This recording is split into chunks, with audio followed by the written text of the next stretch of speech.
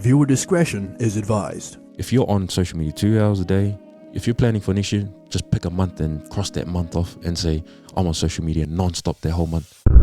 Mandate. Welcome to Mandate, where we navigate fresh perspectives and nothing is off the table. Tonight we have a very special guest. He was raised in Onehunga by way of Samoa, currently residing in Takanini, but always representing the 685. He's the founder and director of Digital Discipline. Also an author of bilingual Samoan and English children's books. Please give a round of applause for Tony Laulu. Woohoo! Honored. My man. Appreciate the intro. Hey, Maro love also. Hey, Maro love soifua. Hey, pleasure to have you. And just the intro, because I do want to ask you straight off the bat, Tony, because man, you're a busy man. You're a very busy man. And I think especially during this kind of climate in the last 2 years with COVID and all that kind of stuff, the pandemic, bro, you've picked the perfect time in terms of being entrepreneurial and doing some amazing things also. And so just two questions, just obviously we kind of get deeper, but two questions. How did Digital Discipline come about, and also why the importance, why the need, why do you think the need is in terms of us kind of understanding and navigating the impact of social media also? Yeah, man. Like most people that start, I don't know, social enterprises, they see a bit of a gap, but that wasn't actually how Digital Discipline was born. How it all sort of eventuated was I had my own issues with social media. I think about 11 years ago was when I got my first smartphone, Galaxy S3, and before that it was just button phones before that, So bro, I was just fascinated by this piece of technology, because before that, we had to push the box and then watch the windows fly in and all of that sort of jazz. So now, I could push something on a little screen and everything would pop up.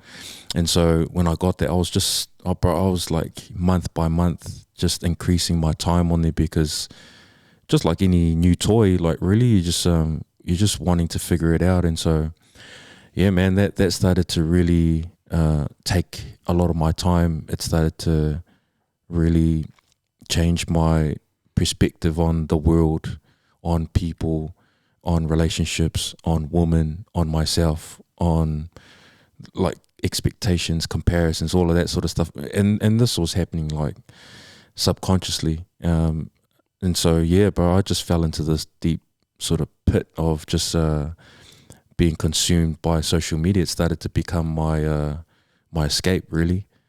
And like other, I guess, addictions, you turn to stuff to escape, reality. And so, I didn't really have a problem with any other sort of form of drug, like, whether it's smoking alcohol, gambling or whatnot. Like, I never got into that, but I found that social media was the thing, was my drug, because that's where I would go to if I had a hard day or, was struggling with whatever it is. That's where I would escape to alleviate whatever responsibility or pressures that I was feeling. And so, yeah, man, it just spiraled out of control, really. And you kind of notice that you have an issue when you're checking this phone while you're driving on the motorway, or you're about to go, use the bathroom, and then you forget your phone and you're like, nah, I better go get my phone so I can go sit on the toilet and, play on my phone. That's, those are some indicators to me that, shit, I can't leave this thing alone, Like, I just can't. Like, every waking second, there's only one person in front of me at the pack and save line, and you still pull it out for no reason. And so that's when I started to realize, man, I got issues, Like, I can't leave this thing alone. Like, so yeah, man, that's kind of a sort of summary of how bad it was getting. Yeah, I guess it got to a point where I wanted to sort of find help. And this was the critical part in all of this whole thing, is when I went looking for help, there was no help. The only phone line available at the time, I think, was to call if you are a witness of online bullying or something like that. NetSafe was a website that was really helpful. They're great. They got awesome resources online. But me reading their articles wasn't gonna help an addiction that I had formulated for like 5 or 6 years. So yeah, man, it was a struggle to find help. All of the help really, or perspectives around social media addiction were actually from overseas, and so I started to realize that, bro, no one in New Zealand's going to come to save me, because let's say if I'm addicted to gambling or alcohol, they got whole like wraparound services for that. They got a community you can go talk to. They got the whole nine for anybody that's got a gambling issue or 0800 number and whatnot. But for someone that was addicted to social media, they had nothing. And so, when I found out I couldn't, no one was coming to save me, I had to save myself, kind of thing. And so, yeah, bro, I just went away and just read all the research, all the literature that was out there from the US and the UK. They're a bit more progressive than us. And so I started to realize why I was so attached to this thing. And so, I don't know, I'm kind of like rambling along, but No, at any that's cool, time, man. That's cool, man. No, that's cool. Yeah, that's where I started to realize, it's actually not the time. The biggest realization that I had was that it stemmed actually from my childhood, and not that I love my childhood, but I absolutely love my parents. The reason why I say it's linked to my childhood is my parents again, they're super amazing. But as new parents from a different country, their version of parenting is very different to what we know today. And I put no blame on them whatsoever. But I will say this: it was difficult to please them. There was an expectation, as a Samoan, and then also an expectation as a Mormon. And once upon a time, that's the religion that I affiliated with.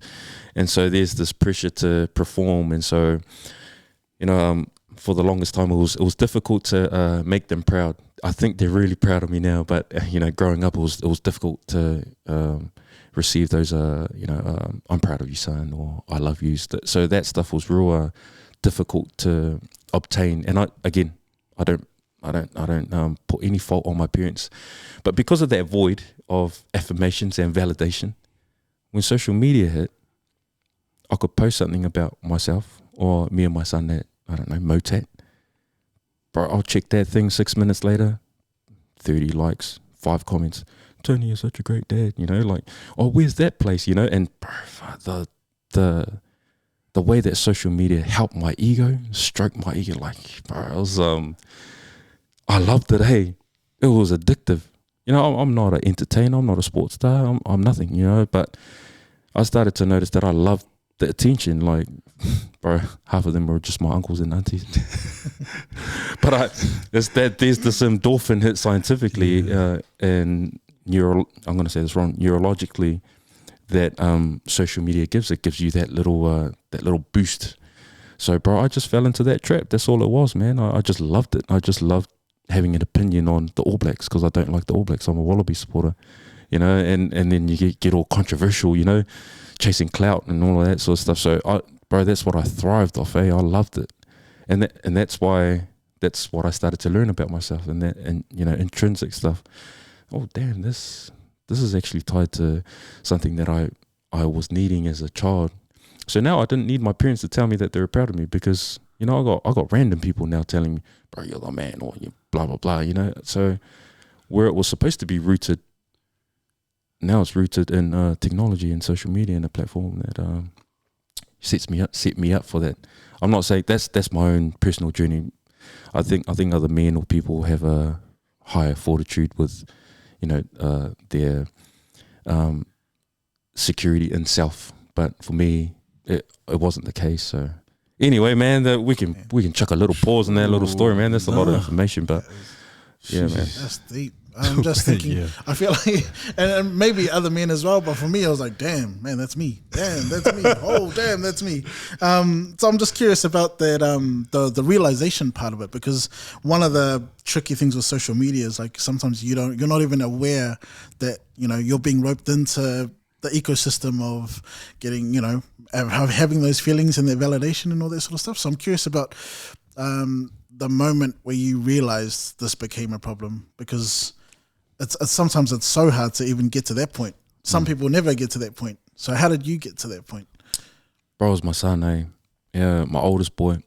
He was about 5 or 6 at the time, and you know, I wish I could come up with a great story, but the fact was, we were just at the park, and I started to notice that he was looking at me, looking at my phone, and I started to, the duration of us at the park, I was starting to feel, you know, I'm grateful that you know, there's a spiritual element to us, where your conscience starts to kick in. You're like, you know, there's that little voice that, bro, you are doing something that you're not supposed to be doing. That's not right.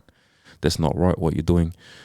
And as a first-time parent, obviously, as you guys might know, it's not easy to pivot on the spot. But I started to have these realizations in my head. I think the vision was that, you know, as our kids watch us, they have this little red light in the corner of their eyes, which is pressing record on everything we do. And so I started to realize the more that he sees me on my phone, the more that is going to become normal to him. So when he has kids, all he knows is just to be on his phone, because that's all he saw his dad doing. And so that was the thought that started to scare me. I was like, nah, I got to change something now, because you know, if I'm a grandparent and all I see is my son on his phone while his kids are playing, I won't be very happy, first and foremost, because that's not something he should be doing. But secondly, I enabled that, because that came from me. And so that was kind of the realization, bro. Like, bro, I can't be doing this, man. Like, if you want to be present properly. Like, and I say this all the time, like, whatever you're looking for on your phone, it'll be there when they're asleep. So yeah, none of us are running the country. We don't need to be checking our phone. We're not. Oh, we're important, bro, in the eyes of the Lord, eh? But not that important to be checking my phone every like couple minutes, you know. Like, I'm not running any multi-million-dollar company. I don't need.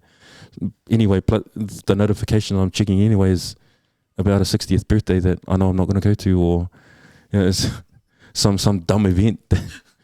You know, like 94% of our notifications that we get have nothing to do with us. It's just stuff that we, I don't know. But Facebook does that to us, bro. They make us feel special. You see a little Facebook icon, and then there's 5. You're like, oh, got 5 likes. 5 likes. Here, you know, let's go. Well, what do we got here? Hey, Lord, bro, it's nothing to do with you, eh? Yeah, bro. Bro. Yeah. That's interesting, Tony, because it is, you know, some people might think, because it can be quite subtle way, Tony, like in terms of, people think of addictions, like you were saying, drugs, alcohol, gambling, but when you think of social media, Facebook, and you're like, oh, no, that's okay. But when you mention it, when you say it, just how you described it, it is, you're right. It's real subtle, and you're absolutely right in terms of the endorphins. People are like, oh man, the dopamine, yeah, I like it, I'm getting the likes. But what are some of the other symptoms do you know? Because when you're sharing that, I think, man, and Jay was just alluded to, said, hey, that sounds like me. That sounds like me as well. I said, man, but what are some of the major symptoms when you like, man, you know, you are in trouble, you are 100% addicted? Bro, there's heaps. One that comes to mind is like, this thing isn't that much bigger than a bar of soap, right? The fact that I can't, as a man, put this thing down when I have committed to sleep at 10:30, because I know I'm up at 6, and then I end up going to sleep at 1:45. The fact I can't put that thing down tells me the level of discipline I have as a man, because if I can't put that down, that just has a flow-on effect to the lack of sleep. I wake up and I'm in a shitty mood. Now I'm yelling at the kids because they're not reading. Whose fault is that? You're the one that woke up late. You know why? Because you're watching girls dance on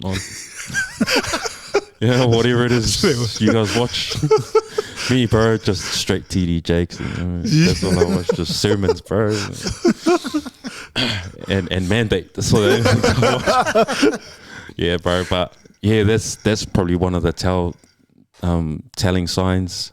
Also, bro, if you're checking your phone while you're driving a lot, it just tells you how can you not spend 10 minutes driving without picking up your phone? What is it that's so important on your phone that you can't leave it? So your son's sitting right next to you. You don't want to have a conversation with him, or that's the, you know, we catch up on so much on social while we're driving, and I point this out in a lot of the workshops that we do. man, we're pulling out these phones at funerals, weddings. Isn't there enough phones out? Like, it's like a almost monkey see, monkey do. Like, have you seen the quality of some people's videos at concerts, bro? It's horrible. Oh, like, man. why would you need to do that? Like, you'll see it done it professionally. Why do you need? All it seems like the shaking ass like video. Like, but I think society, or you know, for social media anyway, you know, is you just want to document that you're there. Like, you don't actually need to document everything. Like, I don't know, bro. That's just some telling signs that we got some problems. You know, as leaders or as men, that this thing's only little, man. It's not. This phone doesn't have a gun to our head. You know, is it? You got to stay on this thing till after midnight. No, so yeah, man. It's a difficult conversation. But I guess, you know, what's done in private or in secret has a flow-on effect to, you know, what manifests in public or whatever it is, man. Your sleep or your mood or chasing dreams and that. Like, I'm not saying social media is the main culprit, but if you haven't got that disciplined or down packed, then yeah, that's why you're wondering why things, you know, aren't working the way they are or the way they want. Wow, man, it's crazy, hey? That's scary, man. Because it's so scary, Tony, that you're in the space and then people are thinking, man, and a lot of people are probably listening to this and a lot of them are like, oh, that's not really an issue. And then I think what's happening, if you like, because I'm sitting here thinking, man, what Tony's saying, this, I'm doing some of this stuff, even in the car. You know, I hate to admit it, like I'm sometimes in the car, yeah, look, what's their notifications? And it's like it kind of seeps in and you just don't realize it until like, oh, wait a minute, this is probably an addiction. And so you must talk to a lot of men who's kind of like, man, Tony, help me. What do you kind of, what's the feel out there in terms of a lot of our men out there? Is it more like, man, I need some help, Tony? Is it just, oh man, it's all good. It's something I can handle. What's the feel out there? Yeah, bro, I love when we do parent or staff workshops. I can tell all the dudes, yeah, whatever, man. Some soft ass workshop or whatever. You know, I don't know, something airy fairy or something. By the end of it, they're the ones that are like, bro, I didn't even know that, man. I did not know that that's what I was doing. You know, some of them, you know, pat themselves on the back that they you know, that they've been sober 5 years. Also, you just exchange your beer for Instagram now. Like you're saying the same effect. You know, you might not be visibly drunk or something, but you're not present. You know, you're actually on this thing. You're taking yourself away from your loved ones for more time than you think, because no one drinks every day. But you do have your phone in your pocket the majority of the time. So you tell me which one's worse. Like, so yeah, it is a difficult thing. I think the first step. I don't know, bro. I don't know any sort of addictive theories, but I think the first thing is to admit it. Like, if you know it's a problem, if you get that little intuitive type of voice that tells you, bro, you better put that thing down. If that's happening more often than not, then I think you got a problem, you know. And I say that a problem not in a negative way, but that's the first step into, okay, how do we adjust this? Because if you're not getting paid by doing your social media posts, then I'd like to say just relax on that stuff, you know, like, you know. But it is a balance, because I'm not anti social media, you know. I only went on Instagram today for like 2 or 3 minutes. I actually haven't been on for a long time. I've been on probably like once every week and a half, because I know, bro, sometimes if I'm on that thing, you know, I don't want to be, you know, go back into the sort of lifestyle that I had before. So yeah, man, it's I think a lot of our men are doing a good job, but I think, you know, bluntly as well, when I talk to some of the men, it's like, bro, just almost stop lying to yourself, man. Like, if you're checking this thing, man, like, bro, we got other things, better things to do, you know. We're builders and leaders. What are we building and leading on Instagram besides resharing all of these I don't know whatever we share, bro. Yeah, bro. That's crazy that you mentioned that. I just think of like rationalizing stuff, like, you know, when some people are confronted with the truth about themselves, and even when they have that voice in their head, sometimes the justification of like, oh yeah, but they put a spin on it, and maybe just from personal experience, I feel like that's definitely one of the biggest barriers to admitting that there's some sort of issue there, even if we feel it deep inside. I'm curious about the conversation in terms of some of our upcoming generation, especially for you know, our young men and women that are coming up, for a generation that's sort of born where they've sort of been born into this generation where technology is just in their face, they're surrounded by it at every turn. What have those conversations been like? Yeah, bro, great and concerning. You know, we run these workshops predominantly in South Auckland, but we got schools sort of in Central and West, and the themes are the same with our young men. Their biggest struggle is the whole online bullying piece, and not that they all do online bullying, but it's the separation between, you know, what you're saying online and, you know, what's happening in reality. And I'll just elaborate a little bit. A lot of our young men feel like, you know, when they're online, they I don't know, they got some, I don't know, superhero cape, and they say what they like about another gentleman or another young man or another school. So, you know, we're super tough online, and then, you know, we've had some incidences where, you know, 2 carloads of the other school turn up to go looking for A, B, and C. You know, and that's where that intersection gets a little bit, challenging, because you super gangster online, and then, you know, it comes to confrontation. Yeah, leanga lima. You know, you can't back up those words, and so I think it's a masculinity talk.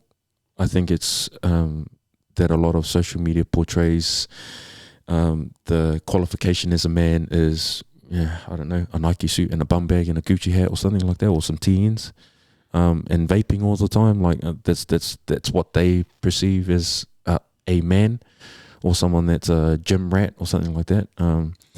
So I feel like their version of qualifying into manhood has been distorted, not predominantly by social media, but it hasn't helped.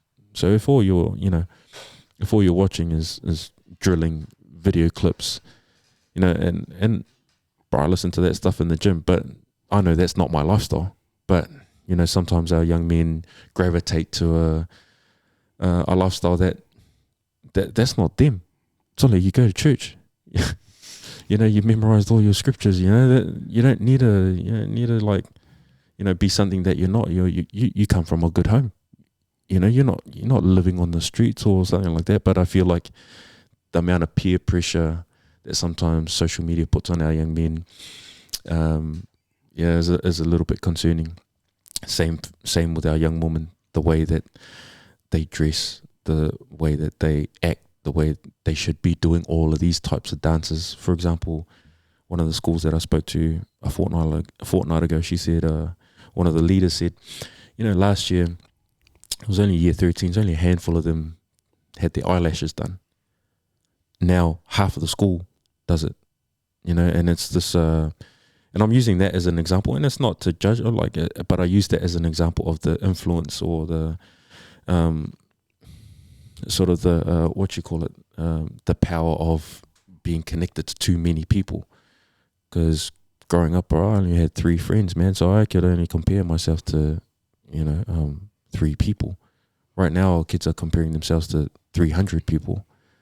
So I'm glad I grew up in the time that I grew up, because I feel for our young people. I don't blame them that, and that's why I enjoy what I'm doing, because we provide an educational piece that the majority of our schools aren't talking about. You know, they talk about, I don't know, maybe the law about, you know, the consequences of if you do this, but they're not really talking about the soft skills, the mental health aspect, the way that it's disrupting the development of your character or your identity. So a lot of our young people, their identity is being skewed hard out because of what they're consuming online, even though their whole DNA makeup is Samoan. or Tongan or Fijian. Now they all of a sudden they think, I don't know, maybe I should be Cardi B or, you know, whoever it is, or, you know, or 1-4. And I don't knock those because that's their lifestyle. But tell you, if you go to church and there's nothing wrong with your household, why are you trying to just stay there? You know, just rap about like, I don't know, the Bible or something. You know, I don't know. Yeah. Jeez, it is a dilemma, Tony. I was talking to someone this morning, Tony, and they were saying, hey, there's even pages where kids, young teenagers, have this confession pages, and they're confessing about everything and anything in terms of people doing this, someone did this, someone slept with this, and so forth, and all that, and just putting it out there. And there's been a lot of, like you're saying, you mentioned a lot of bullying, a lot of people, a lot of teachers, and even adding teachers and all this other stuff in the schools. And it just makes you just kind of just I can't believe it. Like, man, this is just some crazy stuff. Obviously, there's some good stuff in social media and all that kind of good stuff in technology. But in terms of there's that dark space, Tony, where you're talking about addictions, where people think, nah, like, and I think Jamin already said it. Oh, that's not that bad. You talked about escapism. And some people might say, you know, but this is my time. I need just to unwind. And I've just had a busy day. I just need to go online and just for a few minutes. And that few minutes ends up being hours. And so I'm just curious. I'm just kind of thinking to myself, bro, how many men out there, or not just men, but people in general, who are there, got their devices and their phones, and they believe without a shadow of a doubt, I don't have an issue. I got no problems. I got no addictions, but they're on it for hours. Bro, at the height of my, you know, like addiction, I was clocking at 5 hours easy, sometimes 6. And, you know, it's not all in a row, but it's that 45 minutes in the morning, it's half an hour at lunch, it's that maybe an accumulation of an hour while you're driving during the day, then definitely the nighttime, you know, like, you think about that. There's an equation that I do for young people to give the understanding of how much time is being taken. I'm not sure if we wrote a post on it like a while ago, but let's say you're on it for 2 hours a day, right? Doesn't seem like much. You got 24 hours a day. 2 hours by the end of the week, that's 14 hours, right? You times that by 52 weeks, we're at 728 hours in a year. However, if you divide that by 24-hour consecutive days, we're at 30.3 full days a year on social media off the back of 2 hours a day. It's no joke. It's not. So essentially, if you're on social media 2 hours a day, if you're planning for next year, just pick a month and cross that month off and say, I'm on social media non-stop that whole month. So you can imagine if I'm on it 4 hours, you can pick 2 months next year and say, I'll cross out this month and this month because I'm on social media consecutively those whole 2 months. So if you don't believe me, do the math. And so if I'm clocking up 5 or 6, that's a whole fucking quarter of a year gone. To what? Like, I don't know, watching people's stories and refreshing and watching their stories again, or I don't know, arguing with people why Ian Foster should be the coach or not. Like, I don't know, or why Bowden Barrett shouldn't be the first. I don't know what people talk about, but you know. So yeah, man, that's the amount of time that it takes off the back of 2 hours, bro. So it's a little bit scary. So unless you're a social media influencer earning cash off the time your investment of being on social media, then I would kindly suggest to just lower that thing a little bit. Yeah, bro. Like it's funny, like when I ask in the workshops, so you know we're kind of in the middle of a workshop. I ask them, can anybody tell me what you remember from social media that you read or that you saw, the actual content and who it's from 7 days ago? Tell me. Silent. Well, what about 3 days ago? Tell me the post. Tell me what you read or what you watched 3 days ago. Tell me in detail what it was. Because you're on it though, right? 3 days ago? Yeah. No one can say a word. Sometimes even like yesterday. Tell me 2 posts that you read or a reel that you, and what did you learn from that yesterday? Nothing. It's dead silent most of the time. Nobody can remember a thing. So you're telling me for the last 7 days, 14 hours minimum, that you can't tell me what you learnt, what you got from it? So where's the return then on your 14-hour investment? Your 14 hours you could have been in the gym or working on your dream or ... So when we put it that way, there's the Samoan term, like, There's an ingi that I want them a little bit, like, oh shit, he's right, man. Thought he was coming to talk about some soft shit, but yeah, he's right. Bro, man. Anyway, bro, yeah, that's some realizations for you. Jeez. That's crazy. I just had a random thought about how, you talked a little bit about the button phones, the old Nokia 3315s and all that sort of stuff, and how, keeping in contact, like the intention behind a cell phone, being able to stay in contact and all that sort of stuff. And then, introducing cameras, you were able to take, capture memories and all that sort of stuff. And now there's all these other things attached to it where it's like, and I don't know, I've had this conversation in my household before where it's like, oh, I need a new phone. The camera on it's way better, and then it's like, well, that camera on it is like $2,000. This, what do you need a bigger screen for? It's like all these other things, but you're justifying it under the like, oh, I just want to take better quality pictures, for the memory's sake and all that sort of stuff. But it's just crazy, and perhaps this is something I've struggled with. Addiction in the past, and it's all been connected to technology, and so you've sort of made me think about that that duality of like our generation growing up where we didn't have technology as much as today, so we had that foundation of our identity with our families, but the new exciting toy of technology has come in, and I bet there's a lot of us that have jumped on it and we're on it way more than we probably know we should, versus the upcoming generation that are born with it, and so their identity is sort of connected immediately from such a young age to technology and the standards of the world. It's just fascinating to think about and reflect. I feel like you've held a mirror up, and now I'm in reflective mode. I'm convicted. Damn. I'm convicted.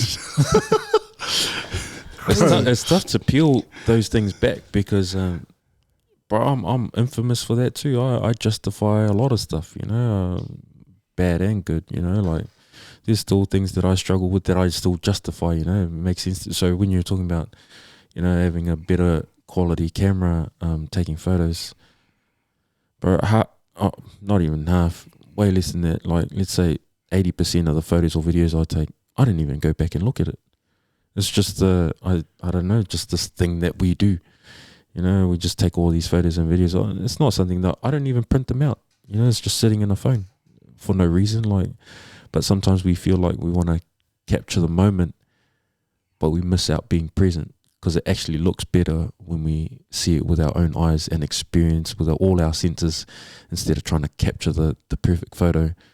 So you can check it on Instagram and, chasing sunsets and all that. Okay, great. But, how many sunsets do you need to post on Instagram without, where does the validation come from? Does it come from being in God's presence, and enjoying it without having to pull out your phone, or do you enjoy the clout, or, seeing how many people love your story about being, at the edge of a cliff catching that sunset? Which one is more important to you? Because sometimes I feel like it's more, bro, it's crazy. Sometimes I see it all the time, like even when they're with people, they're so super happy, like, yo, living our best life. I don't know, whatever it is.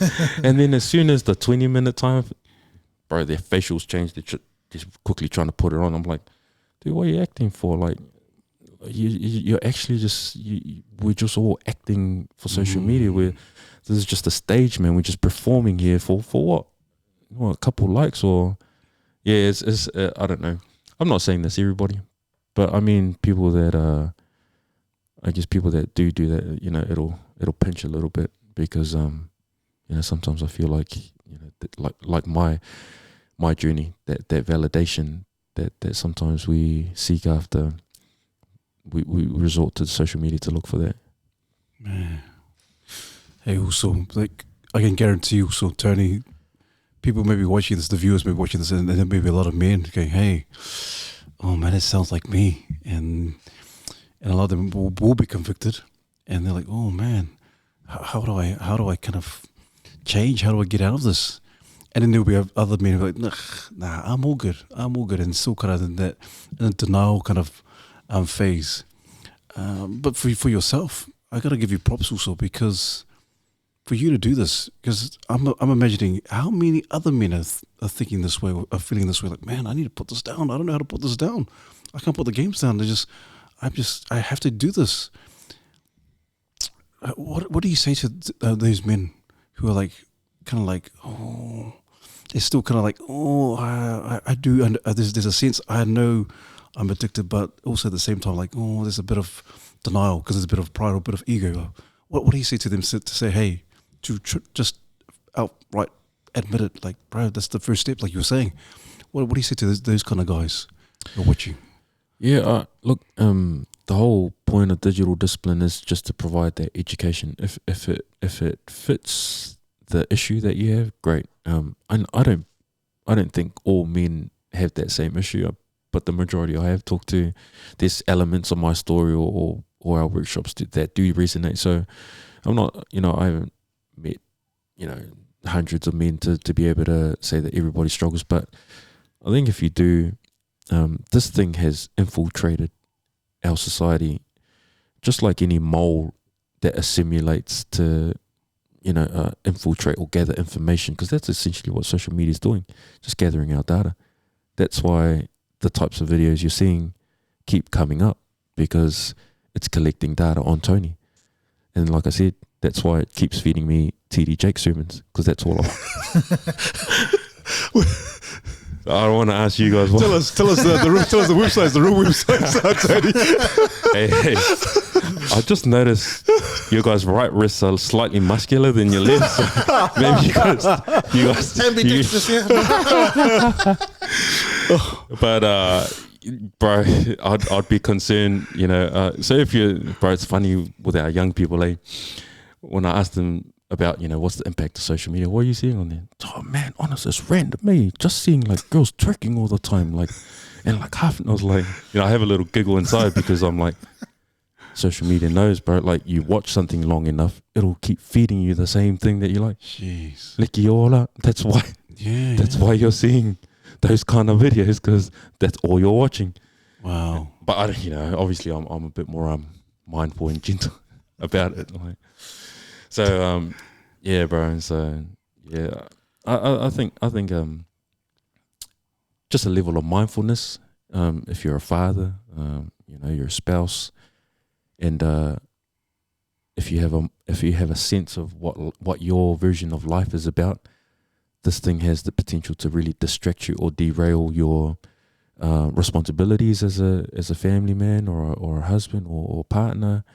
And then even if God has placed a purpose or a mission on you, this thing can potentially derail you as well, because there's hours that we're spending as men being distracted by this thing, and it all seems pretty harmless. It's not like like smoking, you can smell it, or it's visible that you're drunk or you're high or something like that. This thing, besides probably telling that you're probably a little bit tired, other than that, it's not as obvious as other addictions, and that's why that's the subtlety of it, is the reason why I think some people, bro, I've got no issues, I'm all good on 4.5 hours sleep anyway. So, but they don't know the light that beams from that phone tells your neurological functions in here that it's still daylight. That's why I think Joseph Parker was here before. He's like, I don't check my phone in the morning, and I think in the evening for correct me if I'm wrong, but because our body's supposed to work with the sun, and so when it's time to sleep, and then you got this thing glaring with this light, that's why you can't sleep, is because it's on, and you're saying, oh, I find it hard to sleep. Well, it's fucking hard to sleep because you have the phone on. That's why it's this replication of the sun, and so it keeps your mind thinking, it tricks your mind into thinking that you should still be awake. And so yeah, bro, I don't know the deeper science to it, but that's essentially why we keep ourselves up, because of that light. So it's crazy stuff, eh? Yeah, it's crazy. And some people don't even pinpoint it, Tony. They think, oh, it's not the phone, and they wonder why they get up. Oh, I'm so tired. Haven't I had a good night's sleep? and like you're saying, you got your phone next to you, and pretty much I can imagine a lot of people, including myself, my phone's right next to me sometimes, like sleeping, and then I'm wondering, hey, why am I not getting a good night's rest? And like all these things, there's algorithms, people, what you're watching and all that kind of collecting the data, and people say, how come, like you're saying, what's this twerking, what's this, which tells, hey, you've been watching some other stuff, you got all this stuff, and people think, oh, porn, this pornography, all that kind of stuff, and some people might disagree, no, porn's all good. But then for us, like, okay, well, porn's like, oh, but then you think, oh, this is social media, this is the way it is. And some people will blatantly would not even admit it, Tony. Yeah, it's bro. Porn's another topic in itself, and you guys are probably more experts than me. I was trying to get you some advice from you. No, bro, I was trying to get some discipline. So that mine ended in magazines, bro. So when you talk about websites, like, is it online or? I didn't know that, bro. But yeah, bro, we'll chat later. Yeah, bro. But I will comment on that just briefly. That I'm concerned that our young people are learning intimacy from pornography, and there's been discussions that I've had with school leadership and some parents that there's incidences where, like you guys already know, that porn only objectifies women, and it's not the true sense of intimacy. And now our young men think that something that's non-consensual, something that's semi-abusive or rough is like, that's what love or making love is, and that's where they're learning a lot of that from. And so I have grave concerns for the access that our young people have, because I guess back in our day it was just magazines, and you had to fork out, I don't know how much did they cost before? I don't know, it was like I don't know, they got the little price tag on there, but jokes aside, but like it was hard to access that stuff, and now, bro, a couple of little punches on your little keypad, you're there. And so for fathers out there, and I'm scared of that too, because I'm a father of two boys, 8 and 11, and I'm concerned about their access. They're set in my household, but maybe school or when they're out in the world, you just can't, you can't police that when they're out of sight. And so yeah, that's something I haven't totally figured out at the moment, bro, but it is concerning. Yeah, man, for sure. Yeah, no, that's I think when I think of technology, I always think of that aspect of it, because just the way it distorts how you view your relationship and all that sort of stuff. And as you were talking, I was just thinking, like, man, should I talk about it? Should I share it? And then I thought, like, it is what it is. It's done. So that was something that had affected my relationship with my wife, and having to address that is like, it's one of the most humiliating things to have to admit to your wife that you struggle with this. And again, through counselling, I realised it was connected to things that had happened in childhood. But it was just crazy. You think it's harmless, it's painless, it's only, you're only doing it to yourself, so who cares, kind of thing. And so just that justifying, and it compounds over time. And so the longer you leave it unaddressed, it just becomes almost literally like, an addiction where it's so hard to get off it. And so I'm grateful that I've just even gotten to the stage where I've been able to recognize it. But I 100%, I support exactly what you're saying in terms of like that ease of access. Like it's so readily available now. Like you just open up your browser, incognito, you're there. Yeah. Like it's crazy. And so although I'm in a better place now, the seeds of it, the remnants of it are still in your mind, and like they'll probably never go away. My counselor always said that this will be a lifelong struggle. You'll never ever completely conquer it, but you start each day, you try again every day. And so I just thought it was an interesting point to bring up, and it's a bit weird to talk about it openly, but at the same time, props, hey, bro. man. Hey, man, yeah, shows. Bro, props for sharing that, man. Because it's stuff that, as men, it's not the most masculine thing to admit.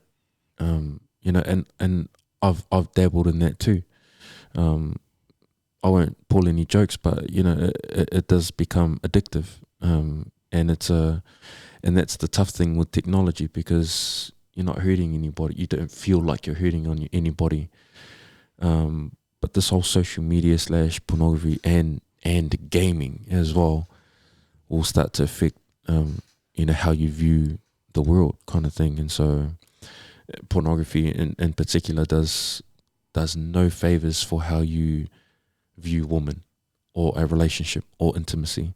I think there's other experts that, you know, if they come on, they could probably speak to a greater depth about that. But bro, props to you for being open about that, because you know, I think a lot of, you know, we and you know, forgive me as well, because sometimes we turn it into a joke to alleviate whether it's the pain or the shame of it, but it is actually a problem, and I think a lot of our men are struggling with that privately, you know. And there isn't, you know, sometimes I've had a look at, is there any Pacific men that can help with, you know, mentoring me through things like social media or pornography or whatever it is, you know. And I just wish there were more, you know, Pacific men that were in those spaces to help with addiction. I think they are for the main addictions, but whether it's relational, marriage, or pornography, I don't think there's too many, because sometimes, you know, our European brothers don't understand the complexity of why we gravitate to some of the addictive habits that we have. I think generally they might have an idea, but there's a culture and spiritual element that they might not be able to grasp. So this one size fits all theory that they learn, you know, that is helpful, still leaves remnants. Like you said, there's still this unchecked thing, because actually I went to church at this religion, and I also am Samoan, which is two things that you won't ever understand. So I don't know, there's kind of just That's good, man. my That's good. wish, Man, this has got even deeper, Tony and Jay. Man, props to you for you even sharing that, because it is. I think we're all in here, like you're saying. You know, we can joke around about it, and we kind of have little, you know, a little bit of banter. But you're right. I think all of us on this table, you know, we're not immune to it. You know, I you know, just like yourselves, you know, I've been in the kind of stage where, man, what the heck's going on here? And I think a lot of it with pornography, and when you dabble in pornography, and I'm talking about my own experience, it's just, man, like you're saying, it's that shame, That shame that's there. There's that, like, man, what am I doing? Especially if you come from a Christian background and all that kind of stuff, and think, man, what am I doing? And you know, we know without a shadow of a doubt, we can't be doing this.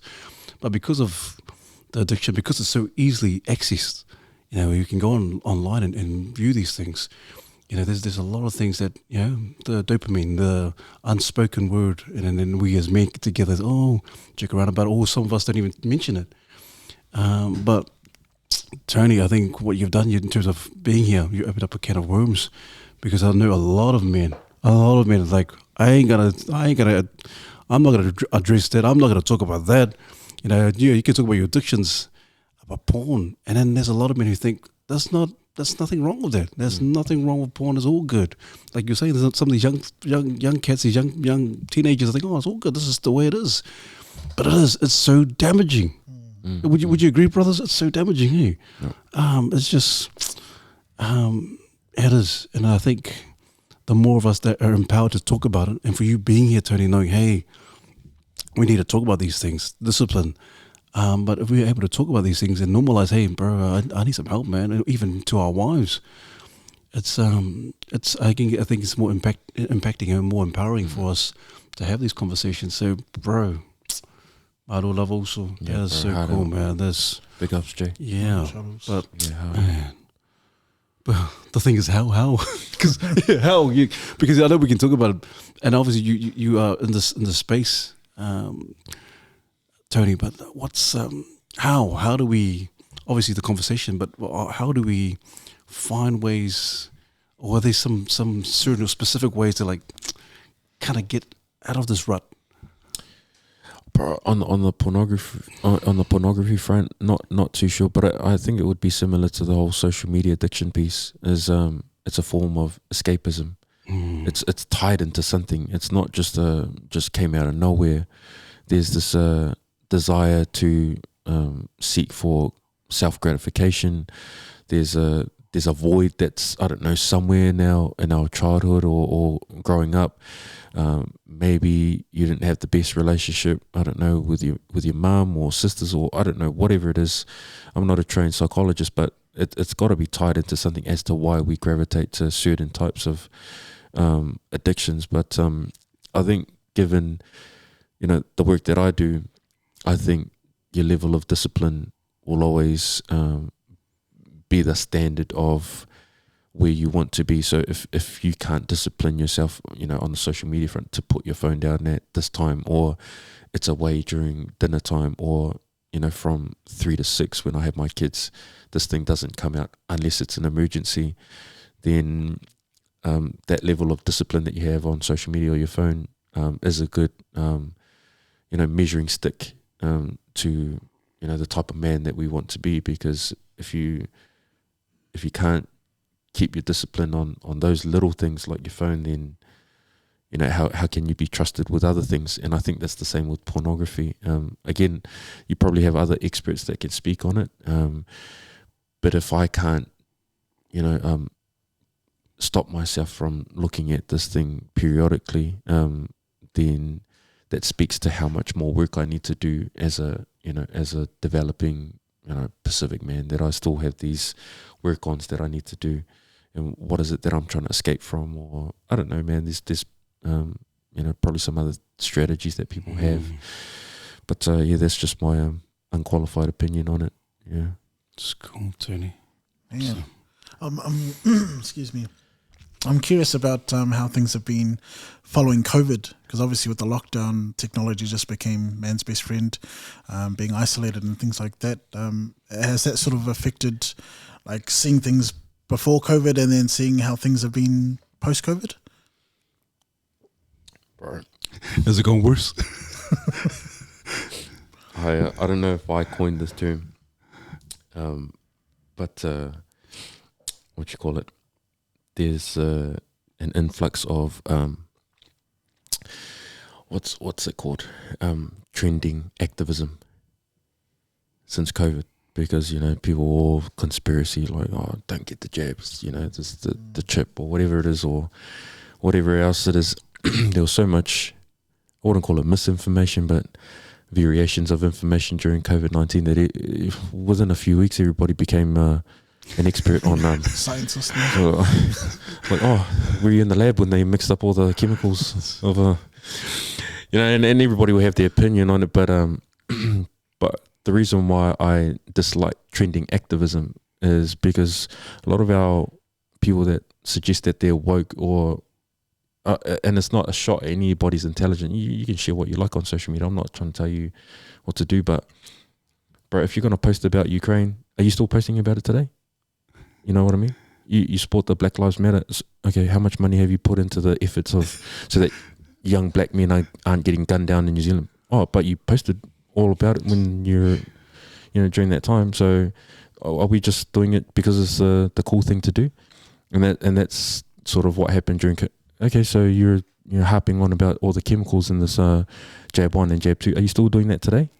Are you actively doing research on? So how come you shared all of that shit for like 3 weeks and then you move to the next thing? Well, now we're talking about Johnny Depp and what you think about his trial. Like, this is why sometimes I'm like, look at some people, I'm like, bro, you just need to stop, bro. Like, what are you trying to be relevant for?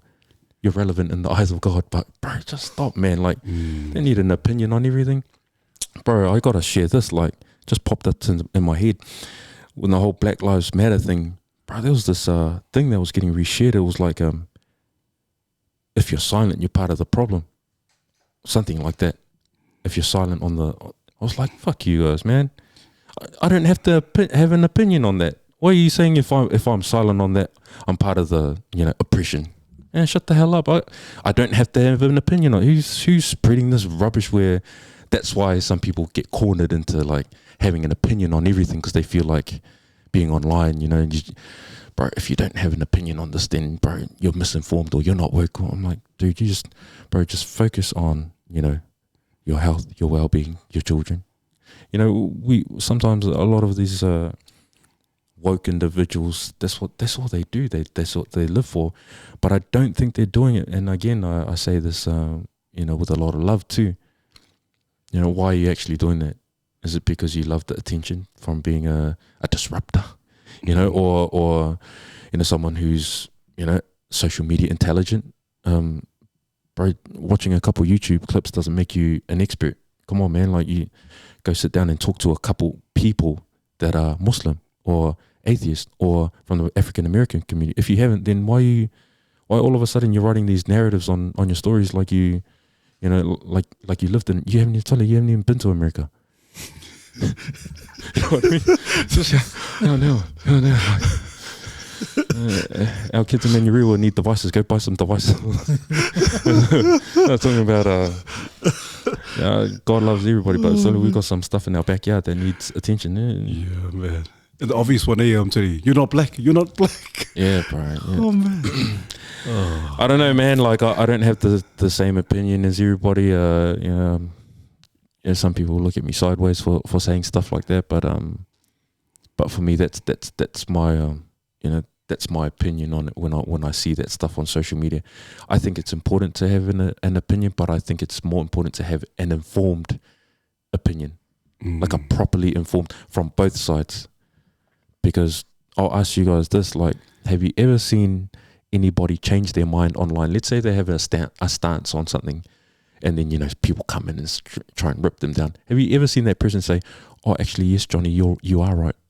No one's ever folded to that. So that's why I'm like, bro, what are you guys trying to argue? Like, no one's ever. I haven't seen anybody, change their stance online, because someone's come in and try to argue with them.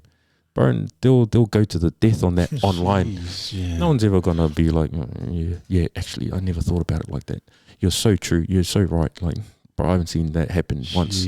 So I don't know, man. Like, maybe you guys have, but this just been my perspective on it.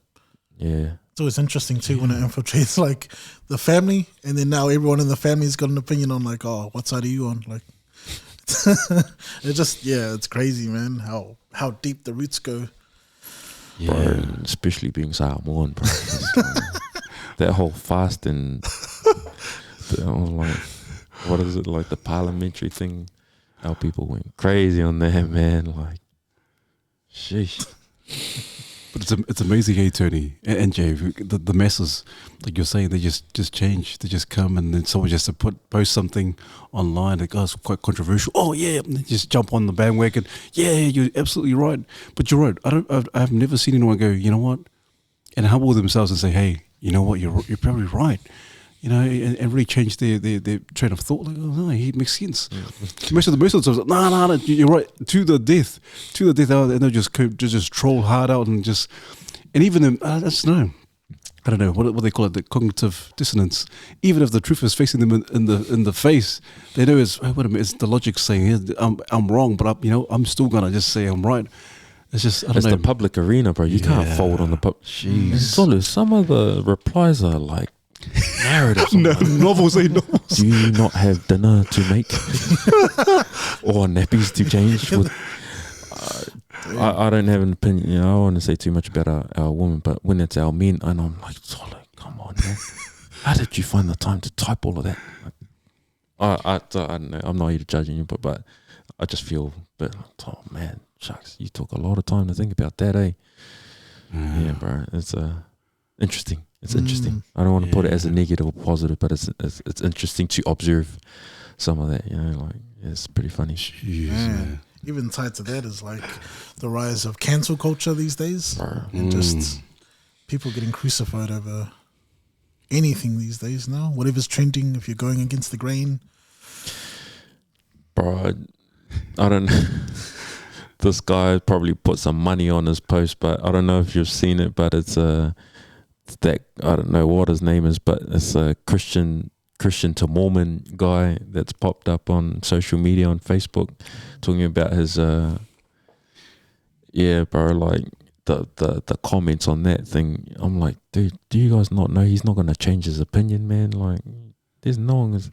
You guys just need to relax. Like, you know, if that's what he's looking for is attention, then you're actually giving him what he wants. You know, like I think people are super reactive because they feel like they have to always defend themselves online. I'm like, so like half of the stuff online's not even real. Like, so we're just on the stage acting like we know everything and have to back it up, and like you said, to the deaf, eh? But yeah, it's entertaining now to watch.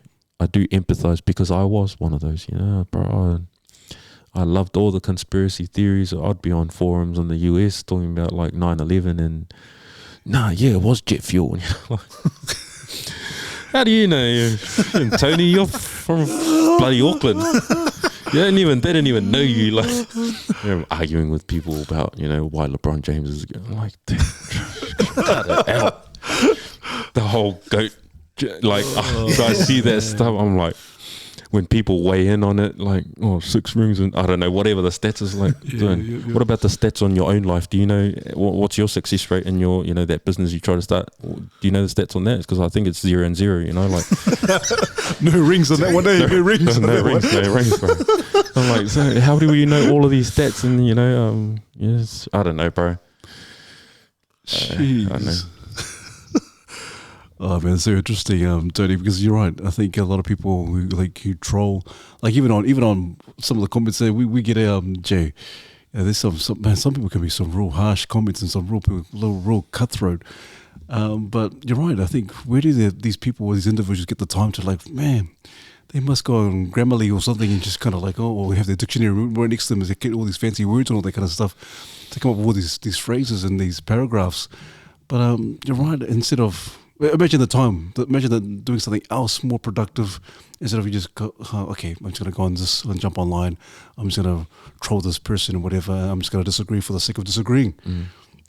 Imagine the time used for something that's positive or something that's productive that we're missing out on. And I think a lot of us, it's kind of like a stronghold. We just the masses go there and we just want to let's just carry on the bandwagon. It's the media, bro. Like, it's all clickbait anyway. But I wish people would understand that it's enticing you to come in, engage in their content. I think 95% of it's real bullshit, but the 5%, and this is where you guys fall in, is actually really useful, because this is like I told you guys offline, bro. I've listened to every podcast, bar maybe one that I probably got halfway through. But every single one, I've learned something. And to me, you know, they say, you know, you're the sum of the, you know, top 5 people that you hang around. And because an entrepreneur journey is quite lonely, you know, I rely heavily on podcasts, and your guys' one is probably definitely the top 5 that I listen to get that kind of high level inspiration. And it's a lot more homely because it's from our Pacific men or Samoan men. So that's why I love it every time you guys drop something, because I'm like, bro, I'm gonna really learn something now for the next hour and a bit, because you know, I'm interested in other podcasts too. You know, Earn Your Leisure, 19 Keys. I like listening to entrepreneurial journeys, but there's nothing better than listening to, you know, stuff that's cool, man. Relevant, you know, and makes sense to me. So you guys, so thanks. Props to you guys, man. Props to push, you, man. Man, I love her. Thank you also. Man, it just made me think about, excuse me, the importance of representation. And for those who don't know, Tony's also an author, and he brought in some books, and one of the coolest things about it was like opening it up and just seeing our people in the story. And so I was a little bit curious to hear about how this journey into telling stories for our future generation, how that all came to be. Because I think representation in any form of media, the more of us that are being represented, I just think there's place for all of us in there. Yeah, and I think it's cool what you've done. Yeah, bro. again, like I said before, bro, I got no business writing books, bro. But yeah, yeah. The story about it is when I was leaving my job to start Digital Discipline, I was trying to understand this whole funding thing, and I remember, also Ministry of Pacific Peoples were doing this language funding, and I applied because I wanted to just understand the process of it all. Digital Discipline has nothing to do with language, but I was like, I'll just try, because I didn't have any language type ambitions or goals. But so it came to the part where he said, what are you going to do with this funding? And on the spot, I just made it up. I'll write a book. No, like I didn't have any faith that I would get it. I just wanted to go through the process. But, lo and behold, a couple of weeks later, you're successful. All the best with writing a book. Okay, then sweet. I guess I'm writing a book. That $2,000, grateful, but it didn't cover the cost of making this book. So yeah, man, that's how I started the books. About my sons. I wanted to make sure that the first one represented them. Got to give props to Thomas Greentree, one of my good friends who's the illustrator. So it all kind of happened, God willingly, because everything fell into place. The creative journey for that, like again, there's not many Pacific men that write, children's books. I have a good friend, David Riley, who's written Pacific books, and he's the man. He said to me, I asked him, what's, I think it was a question around, how'd you get into it, or what's your passion?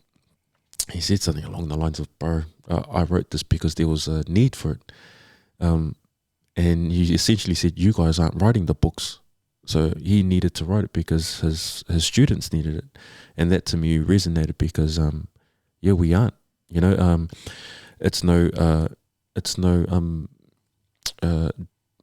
it's no disrespect to our lovely woman who writes books, but our young boys read books too, and they need a perspective from a male as well, or books written by a male, and so that's essentially how that all formulated. The creative part about that, I'm super proud of that first book because my youngest boy has long hair. And everybody knows a nephew or someone they grew up with. And so you go name me a Pacific book where the character is a boy and has long hair, because they're the ones that aren't represented. Many characters in that book. There's my niece Iris who's in there, who's got this beautiful afro. There's a Māori character in there called Jessie Huya. Jessie's my sister, and Huya's one of my nieces.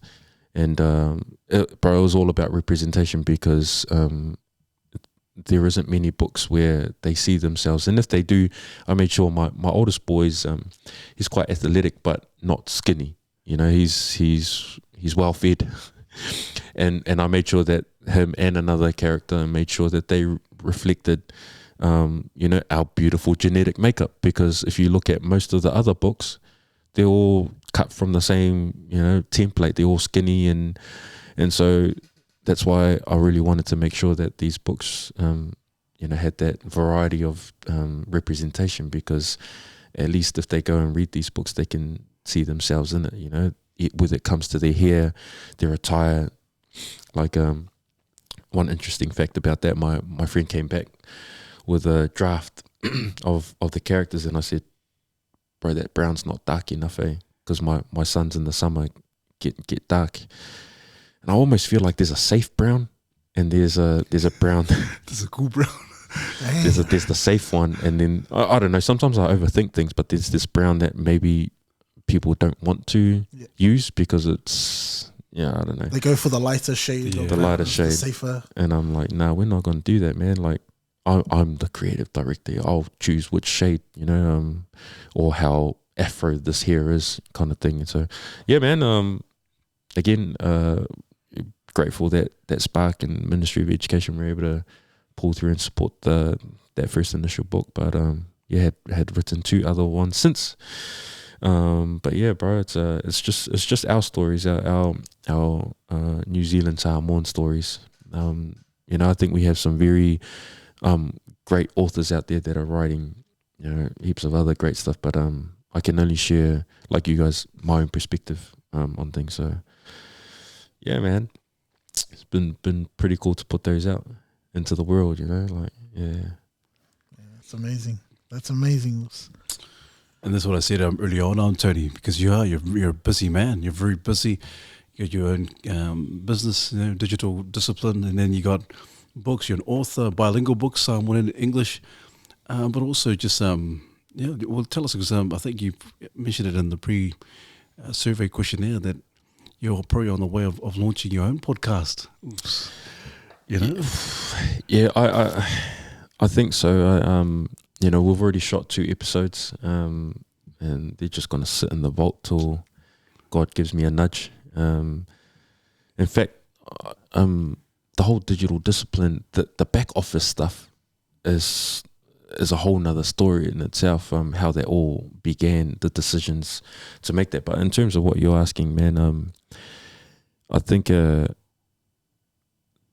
lack of, because I think you guys have had elements of it, but dedicated podcasts to pick apart how do I start a business, and it's purely so I can learn, but so others can learn too. And I think Alistair was on here before, so it would be like taking individuals like him. Okay, cool, we got the cool story, because I think they all are all cool, but bro, what made you decide to put it as a legal liability company or something like that, or a trust? Tell me how much the capital was for you to start that Siva company, because those are all the pieces of information that we don't get, because the airy fairy dream seems nice until it's starting to cost money, or the mindset, or the cultural barriers, or the discussion that you have to have with mum and dad that you're going to leave your 9-to-5 job to pursue this. And so that's essentially what it is, just a bit of entrepreneurial business / financial guidance, and just getting a lot of our brilliant Pacific business owners on there to give us their game, because I don't think they have a platform to do so.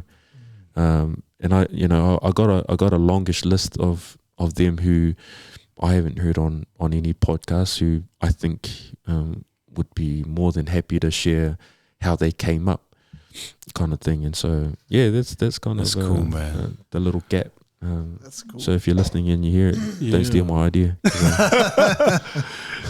That's cool, man. That's cool. I think it's awesome.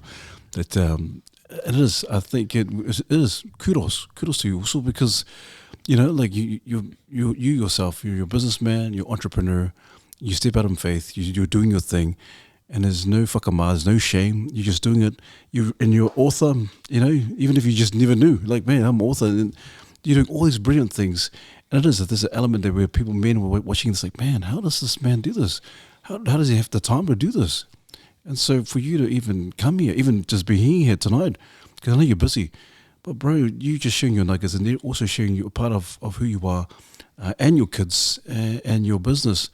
It speaks volumes also, because not many men will be like, oh, that's a bit too much to juggle. But you juggle all of this. And so I'm wondering, how do you balance it? Where's the balance in all of the work that you do also?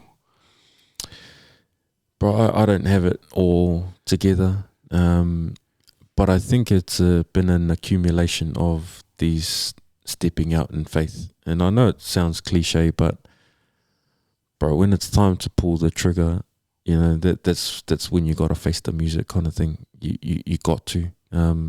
For example, the whole digital discipline thing, that thing had been sitting on my mind for a very long time, almost a year. And it was 2018, it was November, and one morning I woke up and God said, bro, you do this today. You put your information and your experience out there today, or I'll just give it to someone else. And that's pretty much the nudge that I needed. And obviously, the first thing that I thought was a complaint was, well, I don't know what to call it. Straight away, digital discipline, just out of nowhere. because he knew how lazy I was, or how much it took for me to do something. And again, the big milestone in that whole journey was not last year, the year before, in amongst the whole pandemic, in November again. I was employed, at Skills, doing my normal 9 to 5, and it had been on my heart that whole year during the pandemic. You got to leave your job, do this properly, like full time. It needs full time attention, and I'm like, no, it's the pandemic, bro. I'm not leaving anything. But again, November, it was a Monday, and again, clear as you leave now, or just give it to someone else, because you've been sitting on this thing, and so I hesitated for a day. In my head, I just said, look, I just need to go sort out my finances. How much money do I have if I was to leave? So, bro, I went home that night. I only had 6 months worth of savings, and that's all I went off. The next day, I printed out the resignation form and signed my thing, and I was like, in my head, I was like, this thing better work, man, because if not, after 6 months, bro, Auckland City Mission, here we come, like, no house, no, anything. But I don't want to say I'll back myself, but I was in the belief, bro, if this is as clear as it can get, then, and this is me going off into nothing. I got no contract. There's nothing there. My boss thought, I was having her on. Also, where are you going? I was like, I don't know. I don't know what job, over the next 4 weeks, how you have to work still. I'm like, I don't know. I got nothing. And she thought I was a bit delusional, like, you're leaving jobs to walk into nothing. But bro, by December, there was an open tender for the Ministry of Education, and I just applied, and by the grace of God, I was able to get that. It was a 6-month contract, and I was like, bro, that's all I needed, because within that 6 months, I can get, other business. Or so thankfully, as you do when you get those opportunities, you overachieve, and now they want to do it multi-year, and then Spark came in the picture, and then I guess it was all about like a trust element. And look, I'm not any different from anybody. Like, I'm not trying to pump myself up, but it was those are the two experiences where I'm grateful that God was patient enough with me, because it was like right at the last moment that I was like, okay, I'll do it, kind of thing. So that's been sort of my journey, and I guess when it's time to face the music, or that intersection of deciding quietly, I'm proud of myself that I was able to go ahead with it. And it's just like fog, man. You take that step, it clears a little bit. You take that step, it clears a little bit, and I think it works out that way so that God gets His glory and His honor. Because if you knew exactly how the whole thing would work, your whole entrepreneurial journey, then you wouldn't need God. You know what I mean? And so that's been my experience anyway, brother. So I'm not anything special, man. But I've just been able to, thank God along the way, because that's the crossroads He's put in front of me, and been patient that I've been sitting there for like a whole year, and then got to move, or else I'll give it to someone else, kind of thing. What a story, man! What a story. Shucks, it just you mentioned Skills, and I was like, oh man, that's right. I remember I was at PBT back then when you were at Skills, and just the journey of it all. It's really cool to hear your perspective on things, and like, you may not have said it directly, but just seeing the way that you process things that happen. Life's throwing all sorts of curveballs at you, and you've just been able to like take it almost in a simple way, which is what we need to see things clearly. I think sometimes, we talked about technology and how it sometimes muddies the waters. I was a little bit curious about something, you sort of mentioned, and I guess it sort of relates to representation. Prior to this, you mentioned all the different representation in your book, which I think is amazing. And one of the sort of perspectives that we talked about prior to the camera was the perspective of those who have gone through divorce, and just how, there's lots of perspectives we've covered before, but that's quite a unique perspective. And so I was a little bit curious to hear about that aspect of yourself, Tony, if you don't mind. Yeah, funnily enough, that's tied into, again, don't steal my story, but the next book is about the representation of the diversity of families that we have. And I'm talking about, I think when our young people read, or, you know, our children read stories of families, ideally it is mum and dad. But the reality is it isn't always mum and dad. Sometimes it's grandma and grandpa are your mum and dad. Sometimes it's just mum. Sometimes it's just dad. Or sometimes it's auntie and uncle, you know. And so I wanted to write a story to represent all of the kids, because I do feel for our young people when they do read stories about families. It is ideal, and it is ideal to have mum and dad. But like I said, how does that young person feel if they read a story and it's just this happy family, and you know, they don't know who their dad is? Or my dad's overseas working and I'm only being looked after by my grandma. My grandma's the only one. So how does that change, or how does that impact them growing up, kind of thing? Like, and so that's the story I want to tell, because that's the reality of our extended families, you know. And so, yeah, like you mentioned, man, my sons Sakalia and Lemalie, I'm really fortunate to have them a lot of the time, / the majority of the time. But you know, I was married previously, and you know, have been divorced, and so I've always admired the fact that you guys have had guests that you know, have strong partners or long-term, you know, marriages, which I think is great. There's nothing, you know, wrong with that, and it's something that I really admire about that. But like we had said before, sometimes, like the story that I'm about to write, sometimes that's not the case. So, you know, being divorced has had its challenges, you know, because no one gets married to get divorced. And so, yeah, bro, it's I do feel for men who aren't represented in that way, because I think the majority do have a significant other or are married. But I'm always mindful, like we probably talked about that other group that doesn't, you know, get talked about. And so, you know, I do have friends and family who are in these situations, you know, who have an ex-wife or have been previously married, and I do feel for them, because it's not what you signed up for.